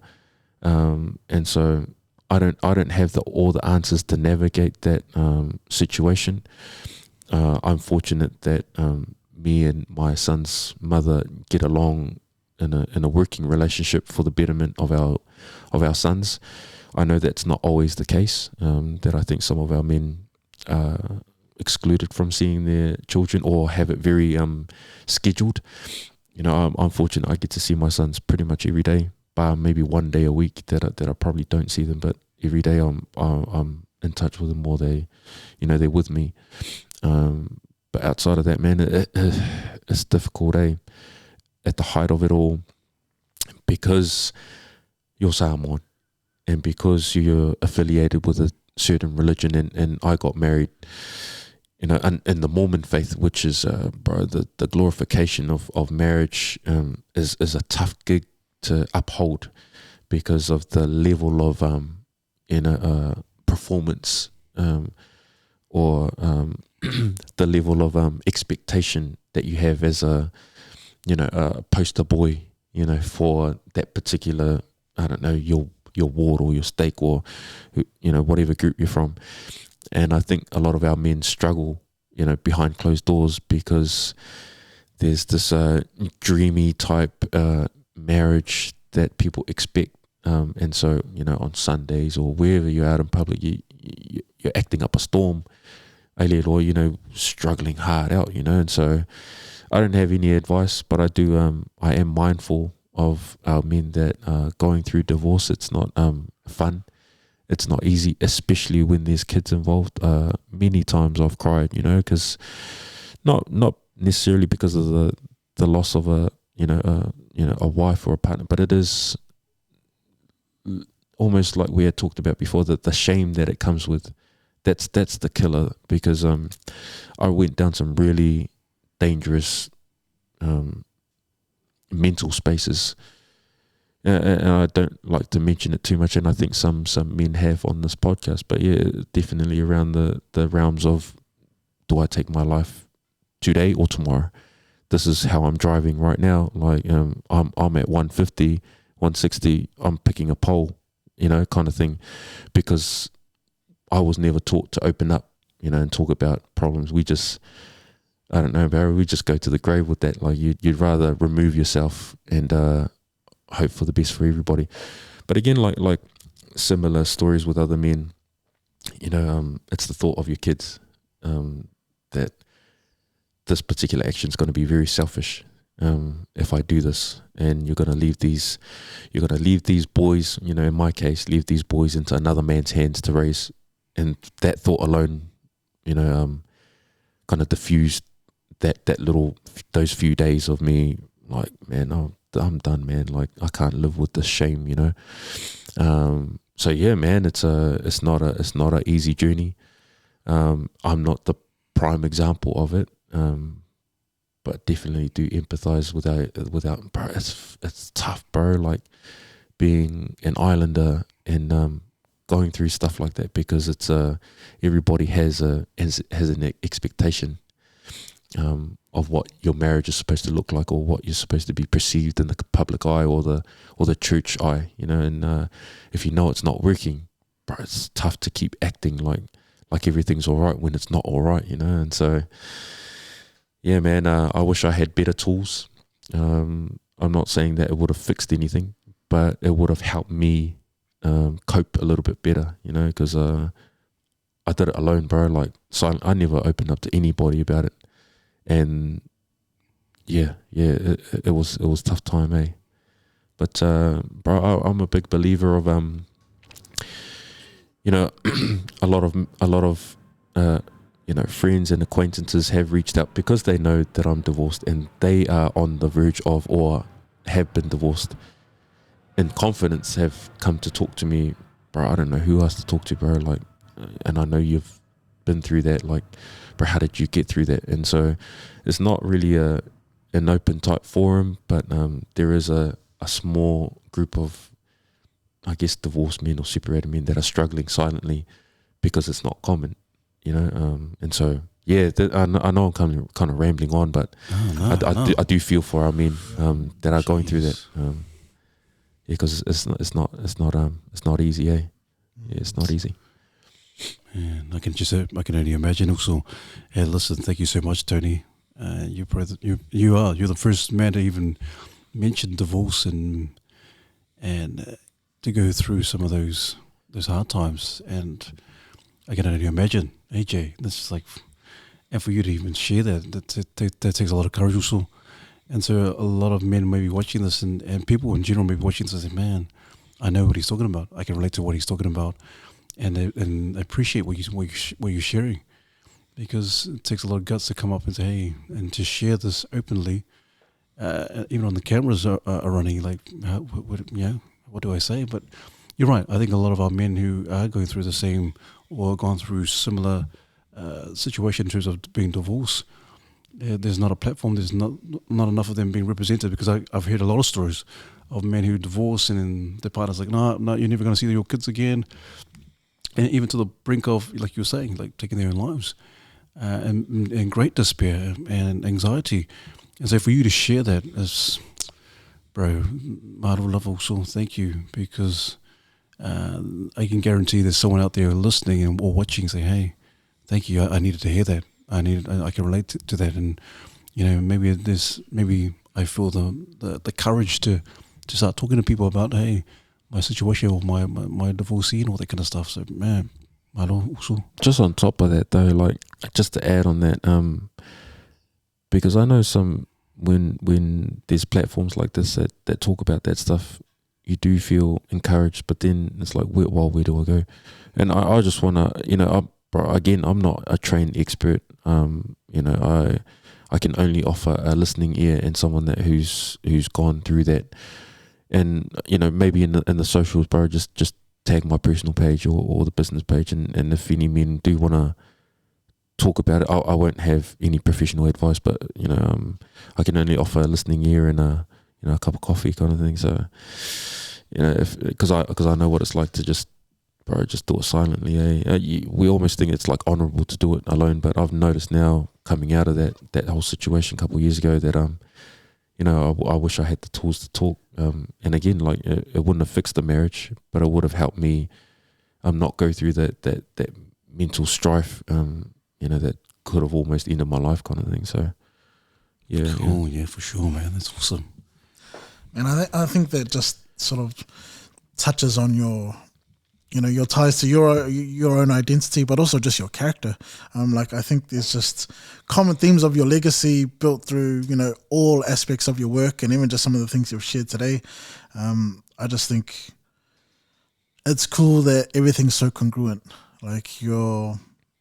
I can see part of you in the stories, in the books. I can see part of you in the work that you're doing, your mahi with digital discipline, and just some of the experiences you've shared. I think, man, it's so courageous to touch on some of the things you've touched on, and just that awareness of the different perspectives. I think sometimes when things are going well, it's hard for us to empathize and think about how other people are feeling in their unique sort of demographic or way of life, but just your awareness in terms of all the different, how things can be taken by different groups of people, I think is something to admire. So I think it's awesome, man. One of the things that I sort of was curious about and talking about legacy was what are some of the other, beyond the books and the podcast and your mahi with digital discipline, do you have any other big massive dreams out there that you'd sort of like to have a go at in the future? Yeah, there's probably two that come to mind. And again, I'm not on social media much. And I'll say this quietly because one of my business mentors, is Bālangi lady, says, you need to start really vocalizing some of your wins, because it's really hard for us to do that. So I'll share one. Our organisation was able to fund my old man's village in Samoa, in Savai'i Fa'ala. They have the school called Laulu Primary School. Was able to fund the next 3 years worth of Wi-Fi and STEM and e-learning after school workshops for the next 3 years.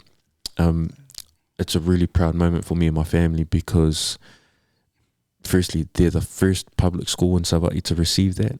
And then even cooler, that my parents have been living there the last couple of months. They were able to be there to sign this memorandum of understanding on my behalf. So this is my dad's old school, and his son, i.e. myself, was able to, been able to fund the next couple of years worth of after school, I guess tech learning stuff, which is, kind of opposite to what I'm doing, but that's been a real proud moment, for myself and my family. And like I say, when I did repost it, my legacy is my last name. I don't ever do anything for my first name. My first name will pass, but they'll know that, it was that Laulu kid. And I only do it, funnily enough, because I'm not sure if you guys do it, but when I look on all the team lists for Manu Samoa, Tō Samoa or Sevens, I never see my village, never. And I'm like, one day I'm gonna people are gonna know my village, man. It's your boy, man, and you. And so, I really wanted to do something to, represent my family. And so, I've got to give some acknowledgement to Tony Leota, who's running that program over there. He's been instrumental in putting this all together. But just really proud. We already sent 50 books of that, silently, a couple months ago, and hoping to secure some devices to take over there. So I just really want to make sure that the abundance that God's blessed me with, that's how I pay my tithing. I pay my tithing through doing stuff like that. At least I know where my money's going. And so that's one way that I do it.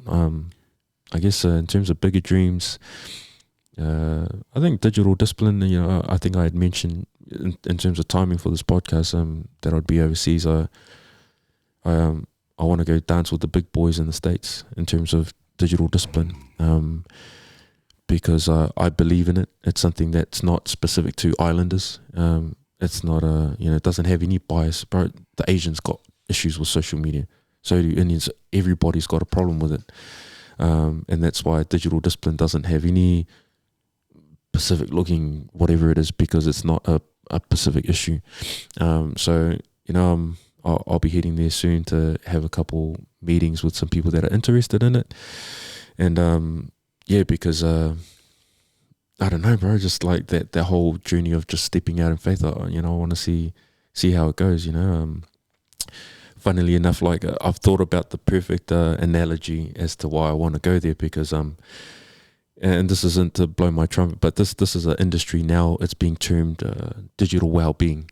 And bro, the story is in Royal Oak Primary, I was the fastest. Year 5 and year 6, they even made me race in the year 6 when I was year 5, and I smoked everybody. I was so mimika. I was like, you know, like primary school is like all about being the fastest. And you're just like the man when you're the fastest. I was the fastest, bro. So like I thought I was untouchable, and I went to the inter-school comp, you know, with this confidence. It wasn't even close at school, like, so I was like, bro. It was the heats. I was like, bro, looking around, you know, this is me year 6, bro. I'm gonna gas all of you guys, man, bro. Ended up, I got smoked. I got smoked. These Bailangi kids get proper training, you know.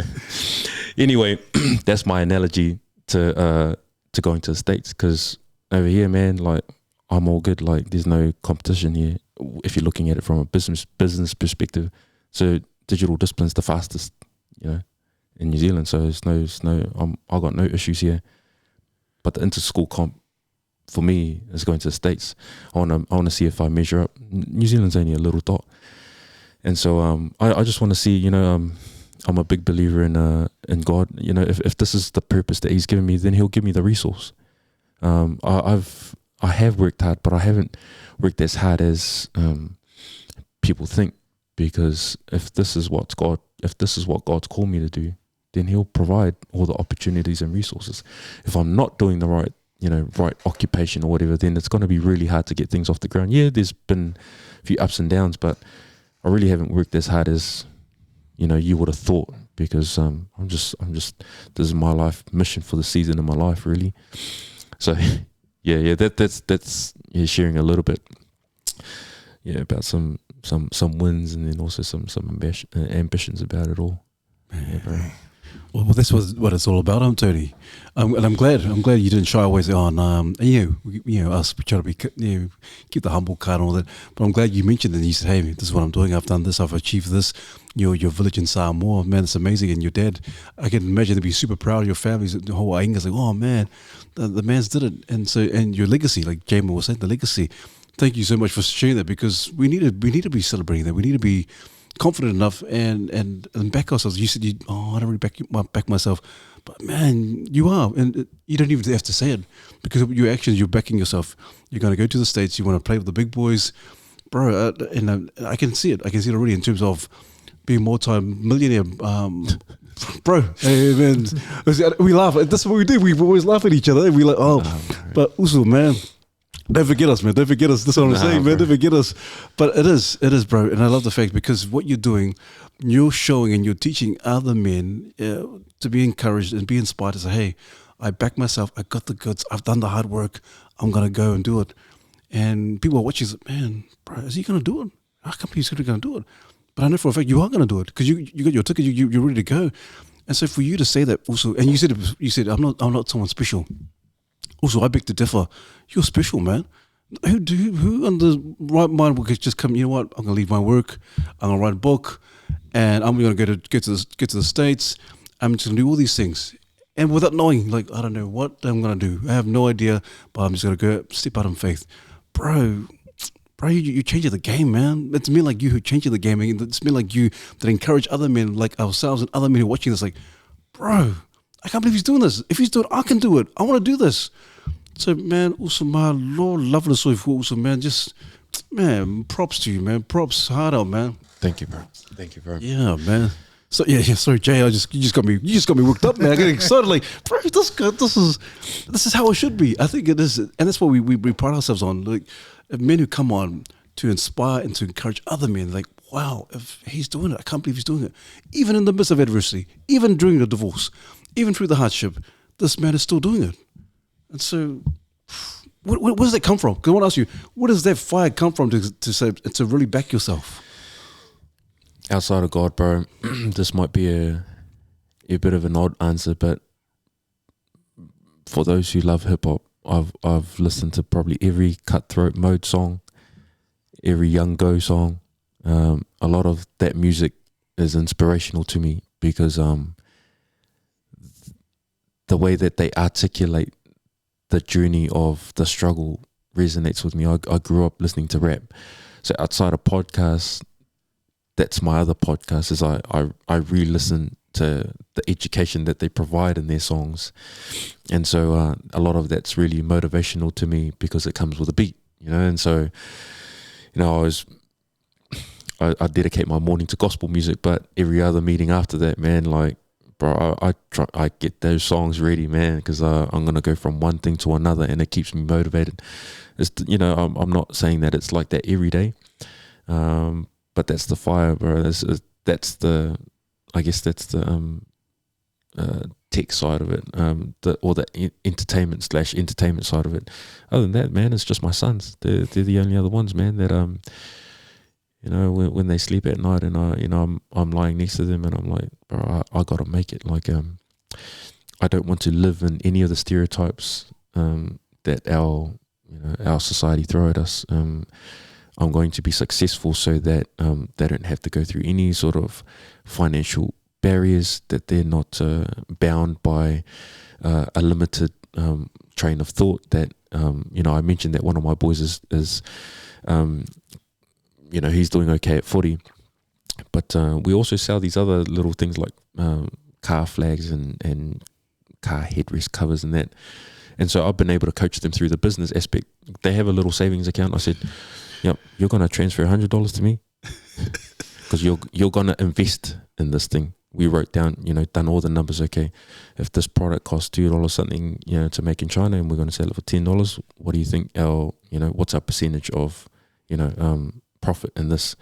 Okay, so you're going to invest $100 worth of product into this thing, and so how much are you going to get out of it if you sell all of this? And that's the kind of math that we do.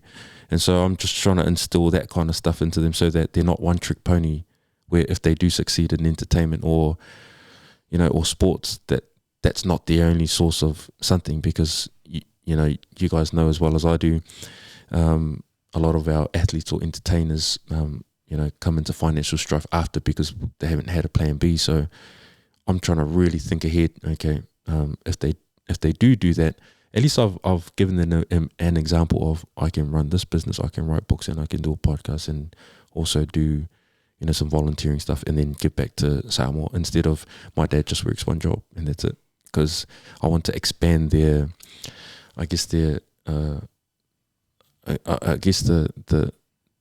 width of their capabilities as young men. That normalizing doing A, B, and C is that's just normal to me, or normal to them anyway. Jeez, bro, it's inspirational, man. I do want to say I get it wrong a lot too.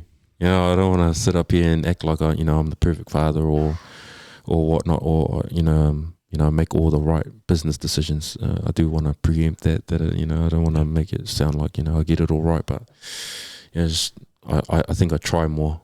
Yeah, I try more, and I don't mind those losses. I don't That's mind cool, at all. man. That's part of the journey. Yeah, that's awesome, man. And it's so important to acknowledge. I think, especially, I imagine from the kids' perspective, to see, their father or their mother attempt these things, and that it doesn't always work the first time round, or you might have to pivot or whatever.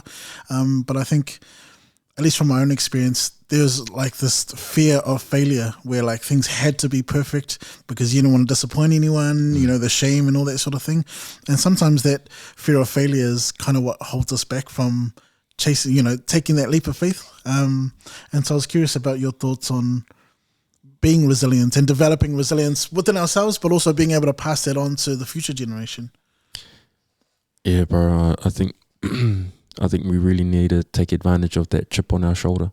I think we do, but then we justify it like we had talked before.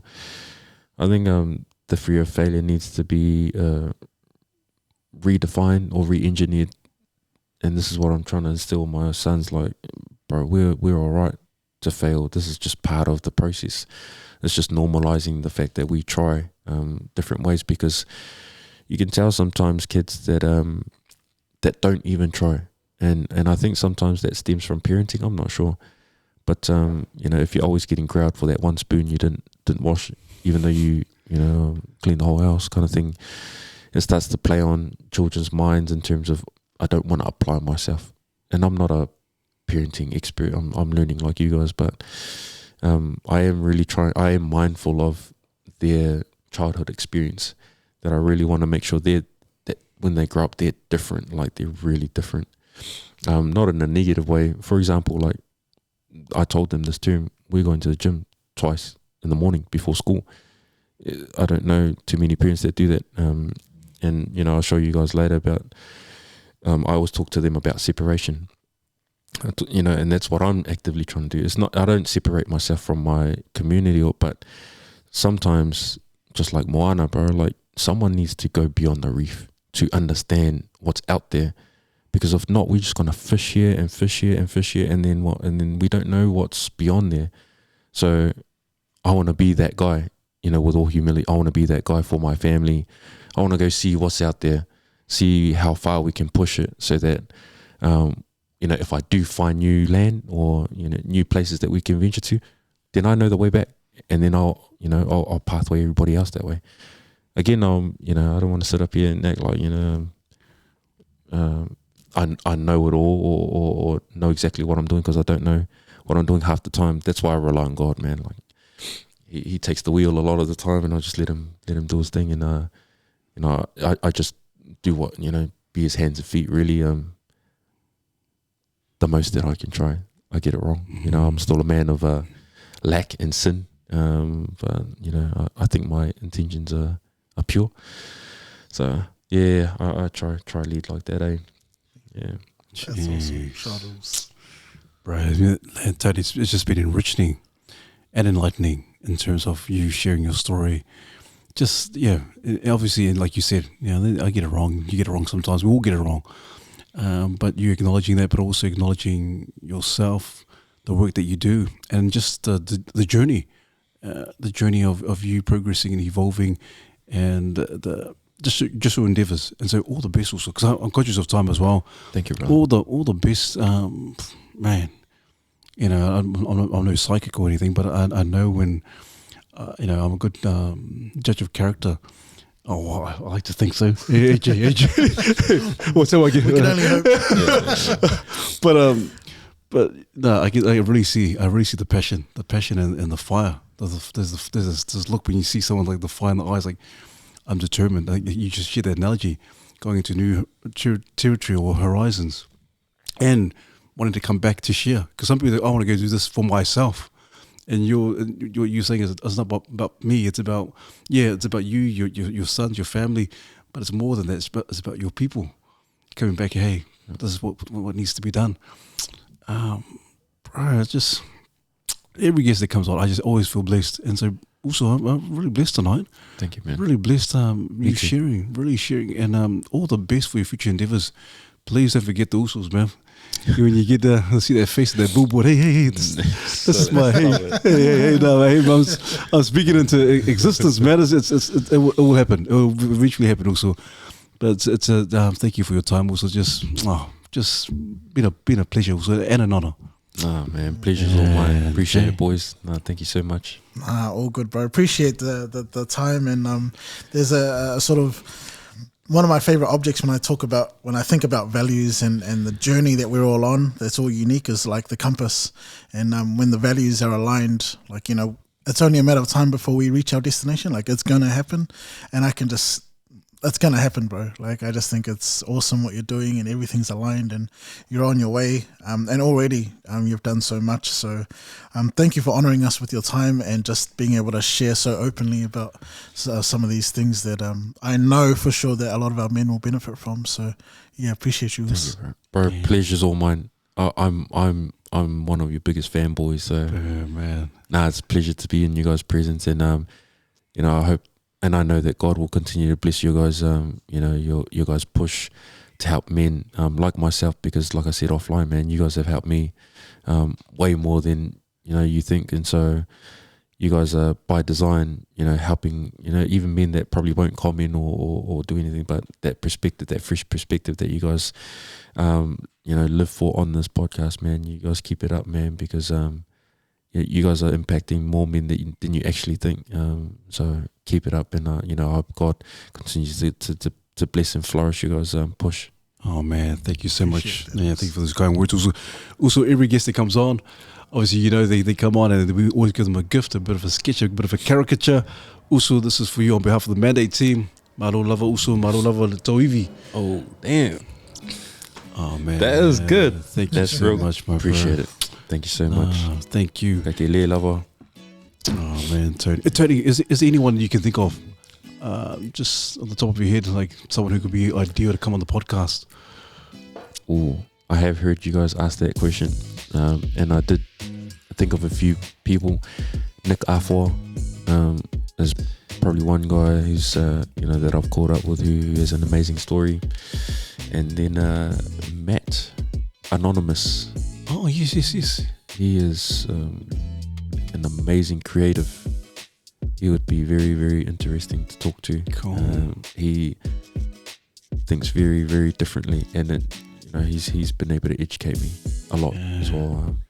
I do want to honor first and foremost God, my family, and like I said, I do all of this for my last name. You know what I mean? And so I want to honor all of my cousins and uncles and aunties that have been able to help and support. All of their love has only been a catalyst for me. Just when I sail off, it's the flag at the top is my last name. That's all I do it for. And so I just want to honor those those significant people who've been there since day dot. And then my awesome sons, Sakalia and Lemalia. But appreciate that, boys. Oh, awesome. Also, hey, we're going to give you the last word also. Just some inspiring words. What just something encouraging to share with the men before we kind of conclude.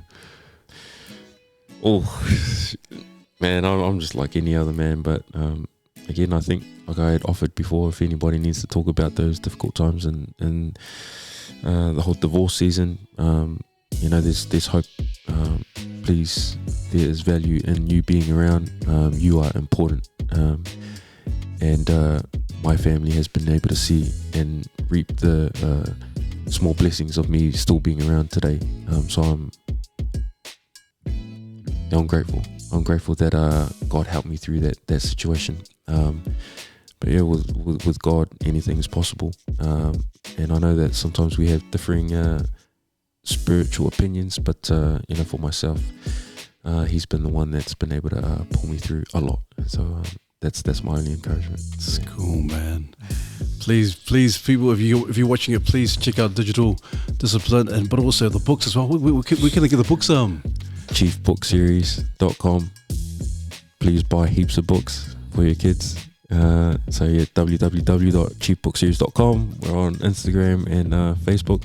Here I am giving all my links as if I don't work for Digital Discipline, but you can find us on Digital Discipline as well on Facebook and Instagram. It'll be a page that you won't regret following. Because like I said earlier, we'll give you a bit of a ingi with our posts. So don't forget the last name, Laulu, but also as well the podcast. I'm coming. Was it Risk It All? So keep an eye out for Risk It All, the podcast. But also, guys, don't forget to like, subscribe, and comment. We'll look forward to your well thought out comments. And so, as usual, also Jamin. Cool. You know the mantra: refine, unlock, and take charge. Mandate.